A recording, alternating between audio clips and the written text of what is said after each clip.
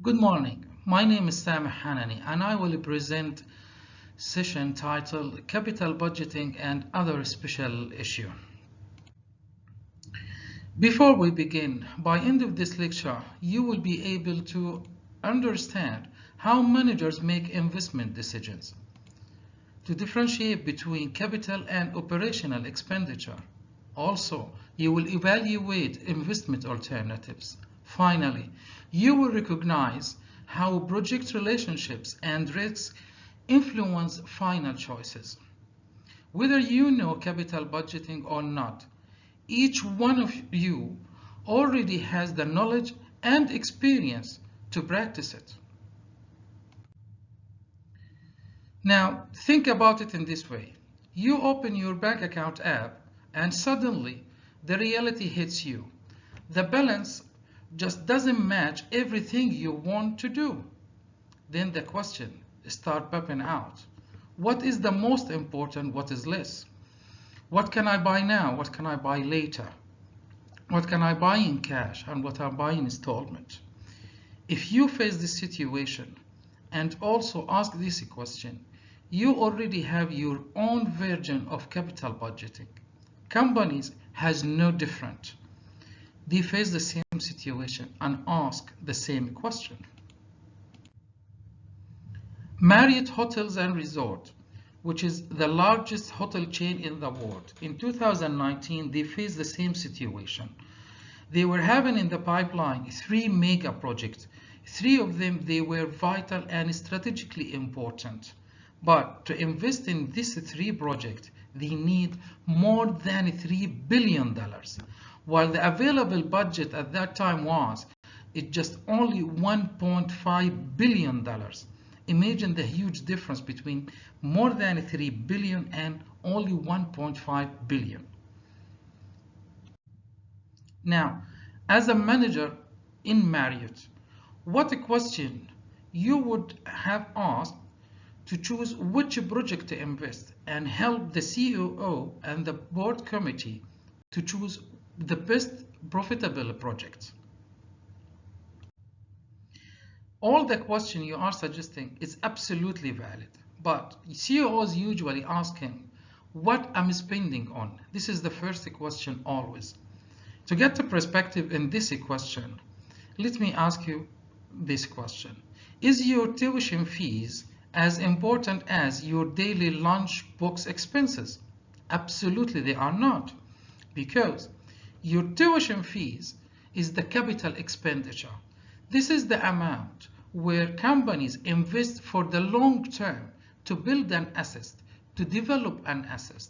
And as we speak about investment, we must speak about return on investment. So the capital expenditure is the amount company they are investing for the long term and they are expecting a revenue and a profit from that investment. But your lunch expenses is the operational expenditure.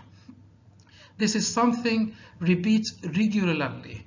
You are paying, company paying it actually in a regular basis, either daily, weekly, monthly, or even annually, like salaries, rent, utility bill.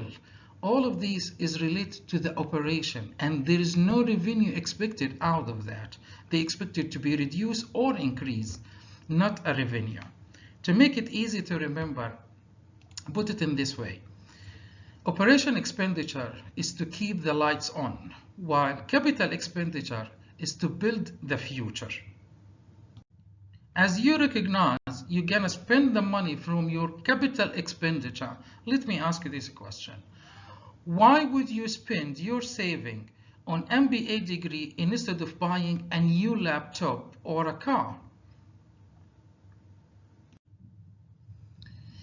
Personally, it was easy to evaluate among the options, but professionally as a manager, when the CEO asks you why I'm spending on this particular project rather than any other project, you have a very simple tools you can use to qualify your answer and get a very precise and correct answer.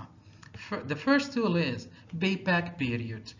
Simply, you are measuring for each project how long it takes to recover the capital you have invested in. Second is the net present value. Net present value lets you look beyond money, beyond the profit and revenue. It's look for the value. Usually it's the strategic value. And it's long for the short term and long term. So the question is, does any of these projects will provide me a short term value and long term value, or either one of them? The last tool is the internal rate of return. This tool is very simple. It's the comparison between how much the investment capital and how much is the return on that capital. Investors all over the world always they need to invest the minimal amount, the lowest possible amount to spend in investment. And in the return, they want the highest possible return on that particular amount. By this three tool, now you have the answer for why you are spending in XYZ project, not any other projects. So you can run now to the CEO and tell him exactly why you are spending the money in this projects, not any other projects. But before running to the CEO office, let me give you a hint here. What if the most profitable and attractive project, they are not fitting with each other? What if they are contradicting with each other? Because the good decision is not to choose the perfect and the most attractive project. They must also fit with each other. Here you need to understand the relationship between projects. The projects either independent projects, that means they're standalone projects. In other words, this project, it doesn't rely on any other project to be completed, or it doesn't affect any other project completion. Like for example, Marriott, their renovation hotels in Dubai and in Paris, they look at as independent projects because both hotels, they are serving different region and different customer segment. But when they're looking for building a new hotel in Bangkok or Kuala Lumpur, they were looking at interdependent project. That means these projects either they are relying on other projects to be completed, or they are affecting other project completion. In the case of Bangkok and Kuala Lumpur, because both hotels they serve the same segment and the same region, so both projects they will be competing for the same resources. So if you understand the relationship between the project, you have now the perfect choices for which project exactly you're gonna invest. Now, as all the choices are clear to you now, what to invest, why to invest, and where to invest, you run to the CEO office, but he faces you with this question.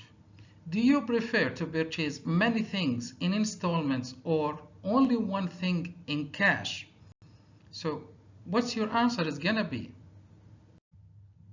To translate the CEO question for you, he was asking how much and when you will spend the money. This kind of a question is representing something in business, we name it capital rationing. Capital rationing is not about limitation or reduce the spend or budget cut. It's absolutely not. It's about optimization. It's about to get the best result out of the same amount. So as we see in the screen now, Marriott for renovation Dubai and Paris hotel, they funded immediately because they see this project interdependent and immediately will start producing value for them for long term and short term as well. And the payback is very high for them, that's mean in a short period. And the internal rate return is also high for them, that's mean is the minimal they are investing and the highest they are getting. But for digital platform or digital infrastructure, they decided to go in installments. That means they go stage by stage because this project's interdependent because this project will not produce value and give him revenue unless all the property in the global chain is connected with each other, and that takes a long time and a lot of investment. So they decided to go stage by stage. That means region by region. Once they finish one region, they move to the other. But for the new building, they put it in hold for a future review because it's very risky and they are interdependent. That means they will drain their resources for one simple purpose, which is both a property they are serving. So based on that, you have now all the financial criteria is met out. You know exactly what to spend, why to spend, where to spend, and how much and when. So you can go for the COO and you are fully confident with the full answer and correct answer. But there is one more step. You can go further. The additional step is just only to ask what could go wrong. This a smart decision maker asking it, while other they do not. Smart managers, they do risk consideration. Risk consideration and anticipation for any project they are managing is not about eliminating the risk or avoiding the risk. It's about managing the risk.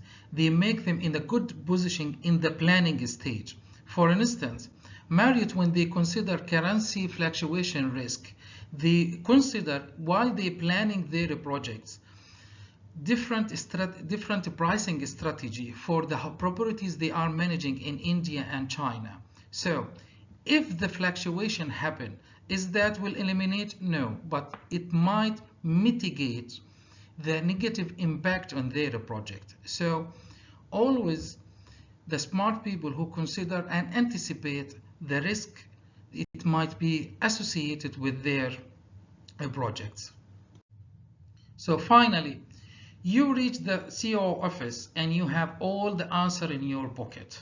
When he asks you what we are spending, you already know we are spending the capital expenditure, not the operational expenditure. And when he asks you why we are spending in this particular project, not any other project, because you already did homework about evaluating the investment alternatives through the payback, net present value, and the internal rate retain. And when he asks you where to spend, you already know and recognize the relationships between projects, and you know the risk which is associated with interdependent projects. And finally, when he asks you how much and when we're gonna spend, you already adopted the right mentality in capital rationing to prioritize and optimize the investment results. And you went further step.